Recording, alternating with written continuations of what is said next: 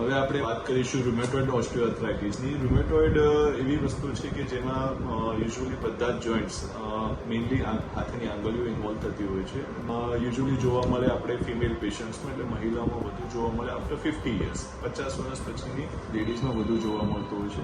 અને એના clinical symptoms શું હોય છે કે સવારે જ્યારે આપણે જાગીએ ત્યારે હાથની આંગળીઓ ચકરાઈ જતી હોય છે અને બંને જ હાથના સાંધા ઇન્વોલ્વ થતા હોય છે. હાથને આપણે જ્યારે એની દવા લઈએ ત્યારે જ એ સારું થતું હોય છે. યુઝ્યુઅલી રૂમેટોઇડનો કોઈ પરમાનન્ટ ક્યોર નથી હોતો, એની કોઈ પરમાનન્ટ ઇલાજ નથી હોતો. આપણે દવા લઈએ તો જ એ કંટ્રોલ રહેશે.